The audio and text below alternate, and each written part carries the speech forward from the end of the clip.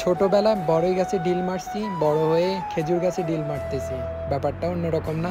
Hello guys, সবাই কেমন আছেন? আশা করি ভালো আছেন। চলে আসলাম নতুন একটা ব্লগ নিয়ে সৌদি আরব থেকে। তো আমার সাথে থাকুন আর ভিডিওটা শেষ পর্যন্ত দেখুন। এত সুন্দর খেজুর আপনি নিজে চোখে না দেখলে বিশ্বাস করবেন না। আমি দেখার পর খাওয়ার জন্য অনেক চেষ্টা করছি, পরবর্তীতে আমার চেষ্টা কাজে লাগছে, আমি ডিল মেরে খেজুর পারছি। আপনারা হয়তো ভাববেন খেজুরগুলো চুরি করতেছি, আসলে ওইরকম কিছু না। মালিকে আমাদের বলছিল খেজুর নেওয়ার জন্য, তাই দু একটা খেজুর ডিল মেরে খেয়ে দেখলাম কেমন। আসলে খেজুরগুলো অনেক স্বাদ, অনেক মিষ্টি। একমাত্র তারাই বুঝবে যারা সৌদি আরবের খেজুরগুলো খেয়ে দেখেছে। সৌদি আরবে এত গরম পড়তেছে, তার ভিতরে খেজুর খাইতেছি। হঠাৎ পানির পিপাসা পাইছে, গেলাম যেখানে কাজ করতেছি ওখানে। যাওয়ার পর কাজের বুয়াকে বলার পরে উনি আমাদেরকে 2 বোতল ঠান্ডা পানি দিছে। যাই হোক, অনেক খুশি হলাম। আর পানিগুলোর অনেক দাম। ওই যে একটা কথা আছে না, বড় লোকের বিরাট কারবার।